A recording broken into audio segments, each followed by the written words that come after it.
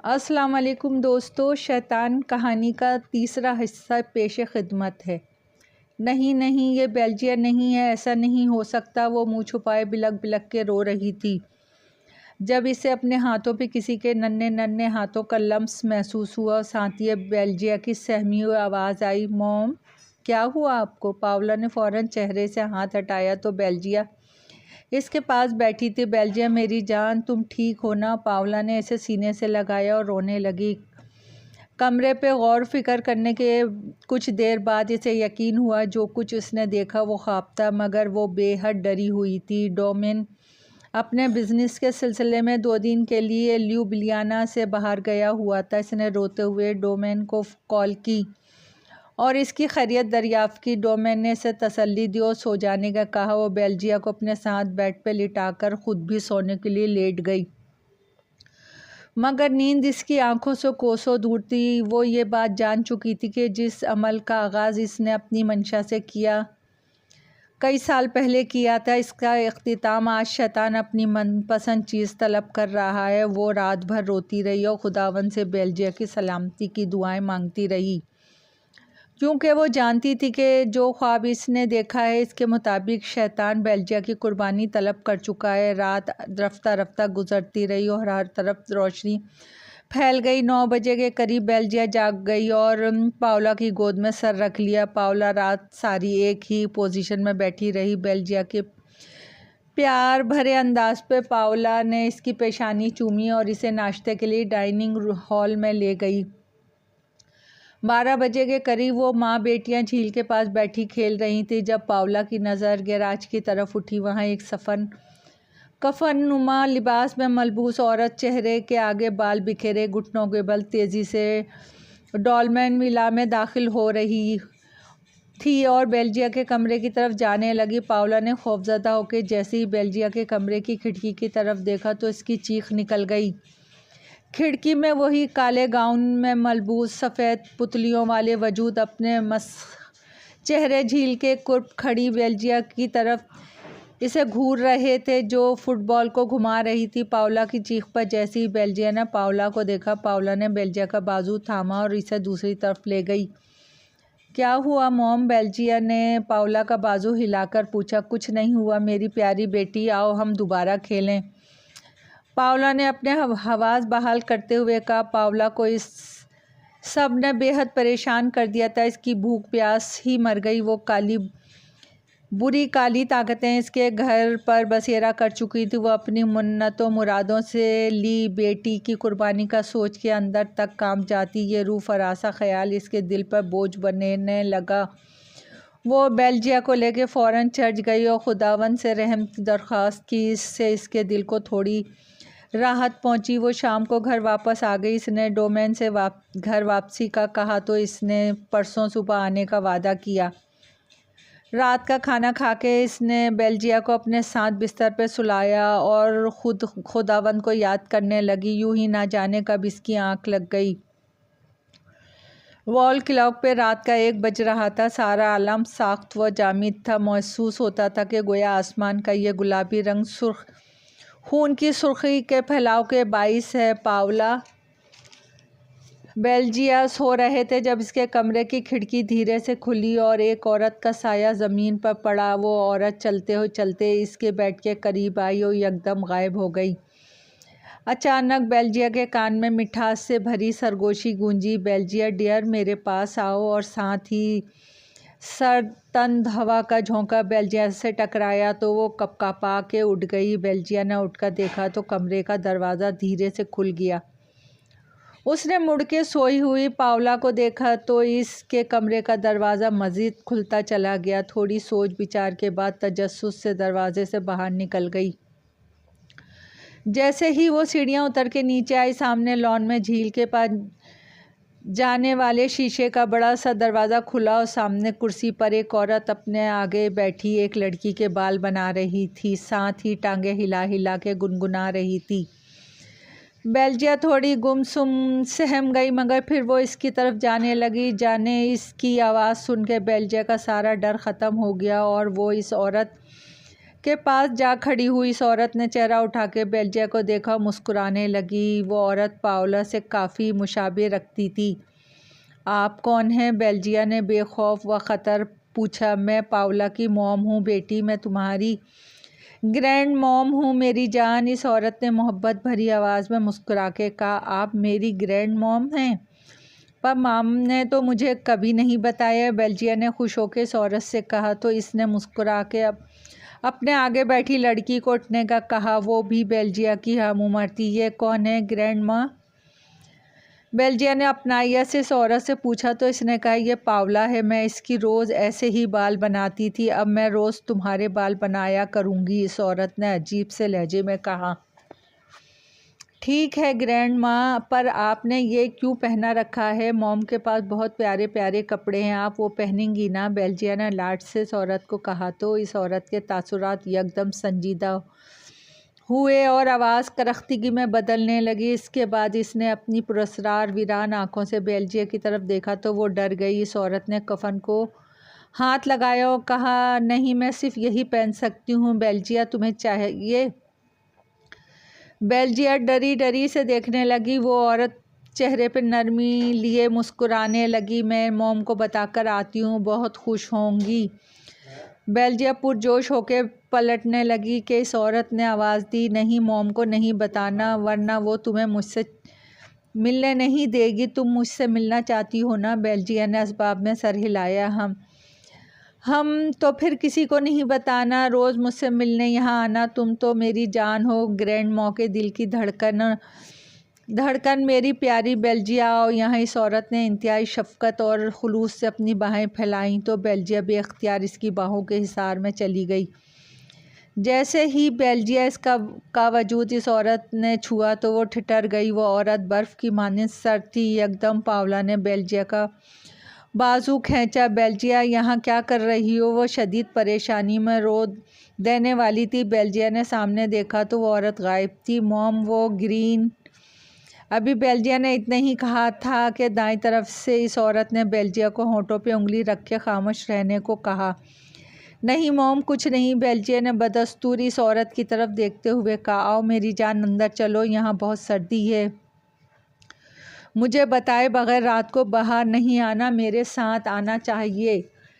पावला ने बेल्जिया को चूमा और गोद में उठा के अंदर ले गई। रात सारी वो फिर से जागती रही। वो जानती थी शैतान कुर्बानी लेने के लिए शवेदाबाजी दिखाएगा। इस मुस्तकिल परेशानी ने पावला की हालत एकदम से बिगड़नी शुरू कर दी। अगली सुबह वो लाइट ग्रीन कलर का काला लॉन्ग फ्रॉक पहने आईने में अपना जायज़ा ले रही था। इसका रंग जर्द और आँखों के नीचे हल्के पड़ गए थे। पास ही बेल्जिया वाइट कलर का फ्रॉक पहने सर पे पावला का बनाया हो फूलों का ताज सजाए इसके साथ खड़ी अपना अक्स देख रही थी। फिर वो पावला का हाथ खींचकर लाड से कहने लगी, मॉम, मैं बोर हो रही हूँ, आप मेरे साथ खेले ना। कितने दिन हो गए हैं आप मेरे साथ खेलती ही नहीं। बेल्जिया ने अफसुर्दगी से कहा तो पावला ने इसके चेहरे पर प्यार से हाथ फेरा और इसकी खुशी के खातिर हाँ कह दिया। ओके मॉम, आप अपनी आँखों पर पट्टी बांध लें और फिर आप मुझे ढूंढेंगी। मैं 3 बार क्लैप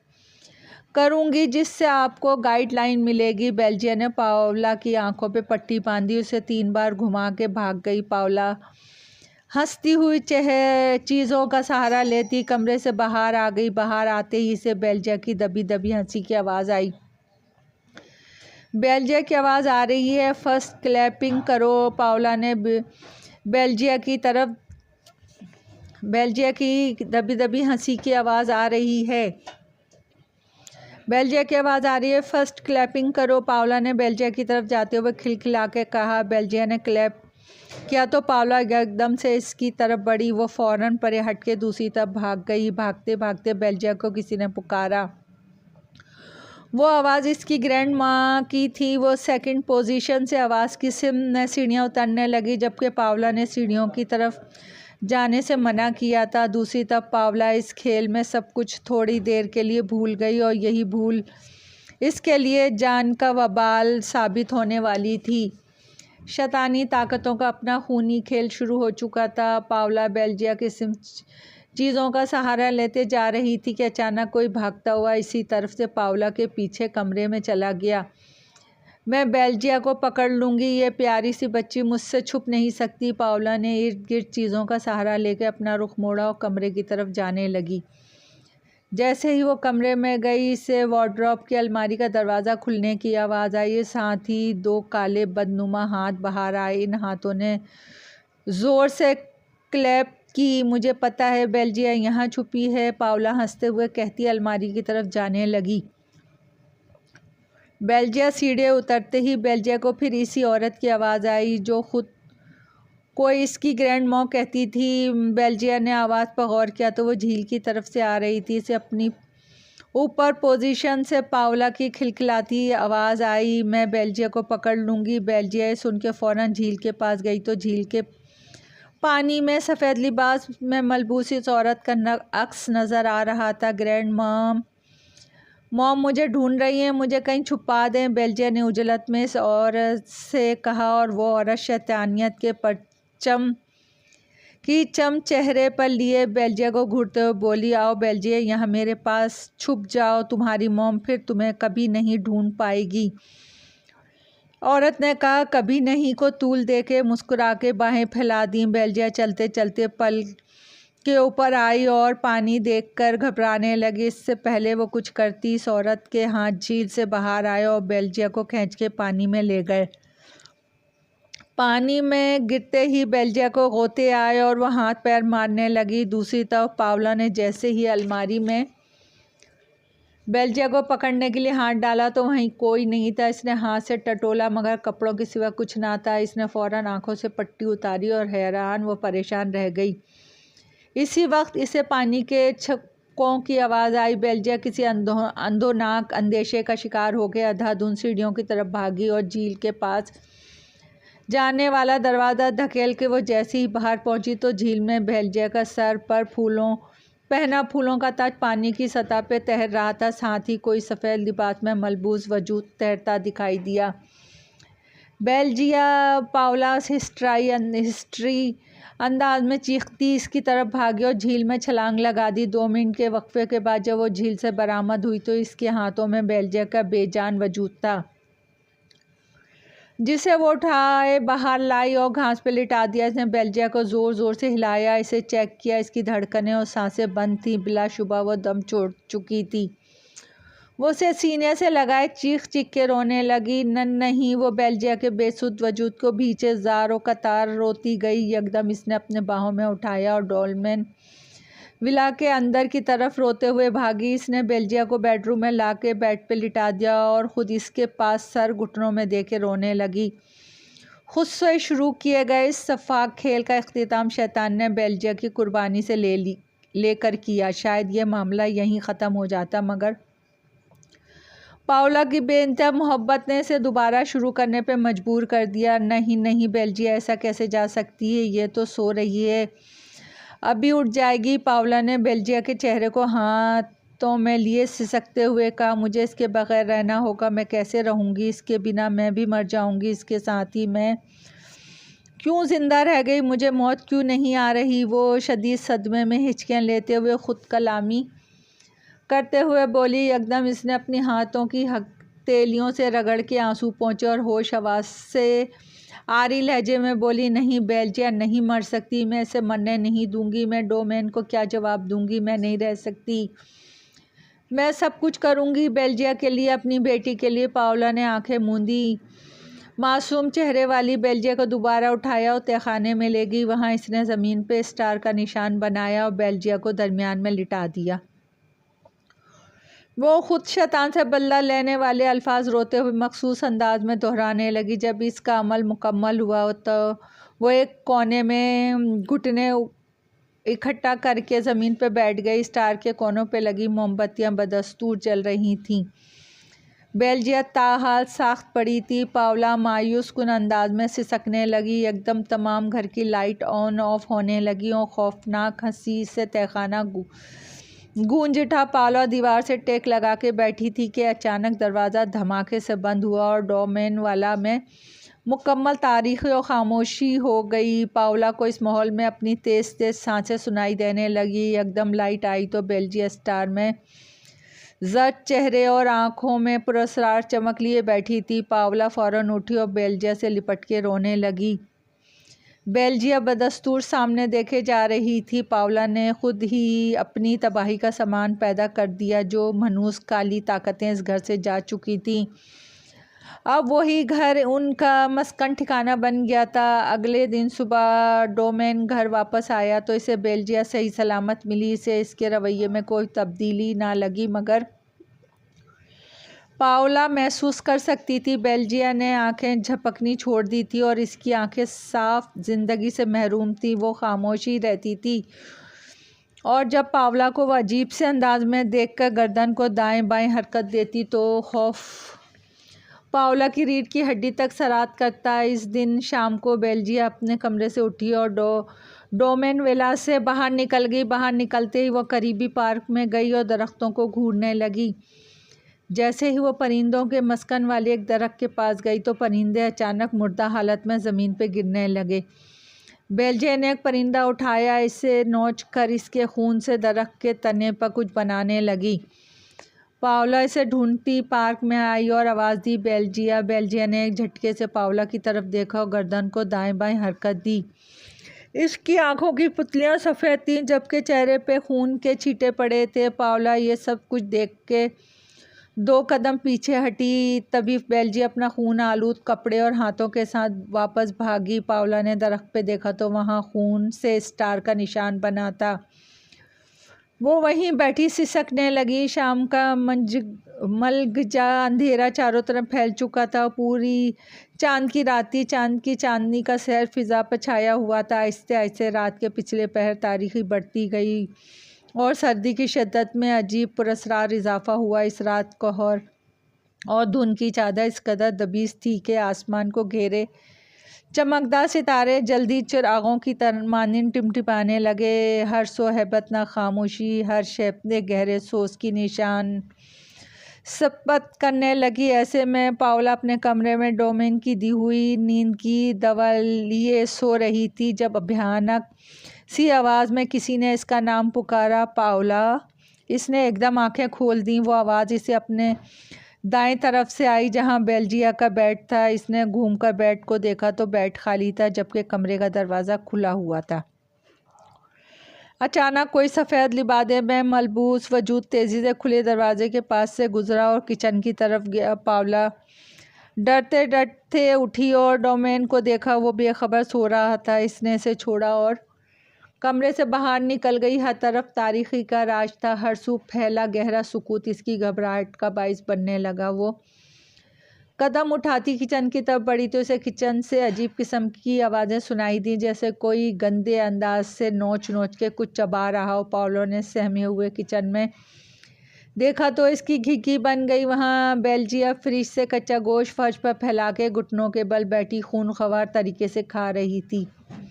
इसने सर उठा के पावला पे अपनी सफ़ेद पुतलियों वाली आंखें गाड़ दी और अपना खून आलूद दांत निकाल कर इसने सर को दाएं बाएं हरकत दी और पावला के आगे गोश्त का टुकड़ा उछाला। पावला चीख मार के भागती हुई सीढ़ियों की तरफ आई। उन्होंने तकरीबन फलांगती हुई सेकंड पोर्शन पे पहुंची। वो खौफ से लरसती बमुश्किल खुद पर काबू रखे तन्हा कमरे में आई और दरवाज़ा बंद के लॉक कर दिया।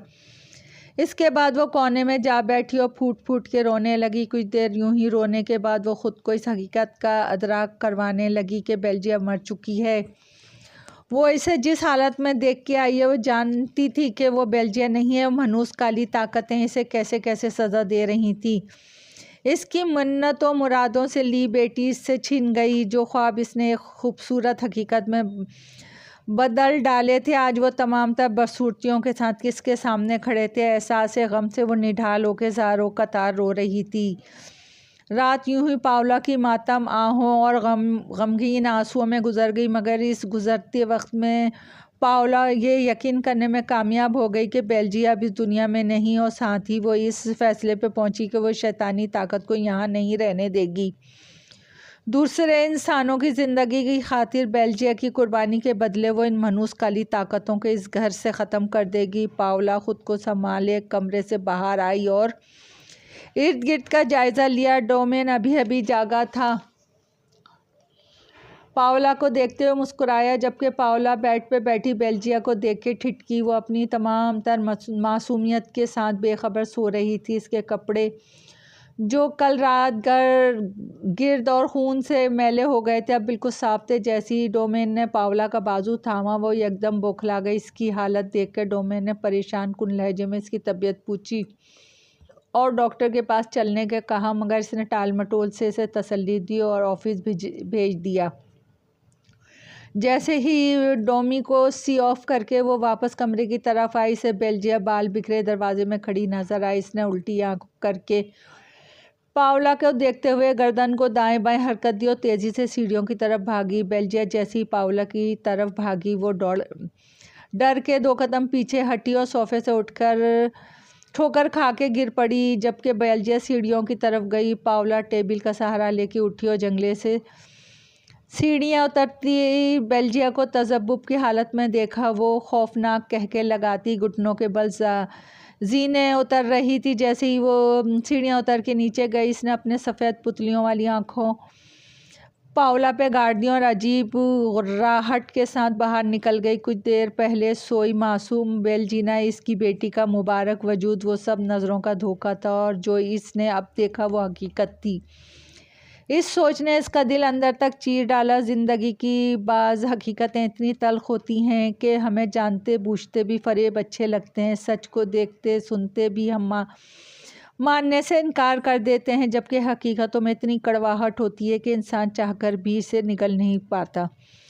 यही हालत इस वक्त पाओला की थी। वो ज़मीन पर बैठी दीवार के साथ सर टिकाए छत को लाशऊरी तौर पर घूर रही थी। शदीद सदमे ने इसकी सोचने समझने की सलाहियतें ज़ब्त कर ली थीं। काश कि मैं बेल्जिया की मौत इसी दिन तस्लीम कर लेती जब वो डूब के मर गई थी। पाओला की ये सोच इसे तड़पाने लगी। ज़िंदगी में ऐसे भी मोड़ आते हैं जब इंसान जज्बात के ज़ेरे असर आंखों देखे को झुटलाने पे तुल जाता है। ज़िंदगी में आने वाले ये कमज़ोर पल इंसान को मजबूर कर देते हैं, मगर जब हकीकत अपने तमाम तर सच्चाइयों के साथ असर दिखाती है तो यही कमज़ोर पल इंसान को बहादुर बना देते हैं। और पाओला को बहादुर बनना था, इसका फ़ैसला अटल था। रात अपनी तमाम तर वहशतों के साथ डोमेन विला पर असरअंदाज होने लगी। पाओला अपने कमरे में सुकड़ी बैठी थी जब खिड़कियों के पट खुल गया और वह हवा के बाइस ज़ोर ज़ोर से हिलने लगे। पाओला ने आंख उठा के वॉल क्लॉक पे देखा जहां रात के 12 बज चुके थे। इसने खौफजदा होकर जैसे ही साइड टेबल पे पड़े शीशे का गिलास उठाया तो इसी वक्त कमरे का दरवाज़ा हल्की चुरचुराहट के साथ खुद ब खुद धीरे से खुला और बेल्जिया घुटनों के बल तेज़ी से कमरे में दाखिल हुई। दोस्तों, कहानी अभी जारी है। पसंद आए तो लाइक और सब्सक्राइब कीजिए। आपकी दुआओं की तलबगार।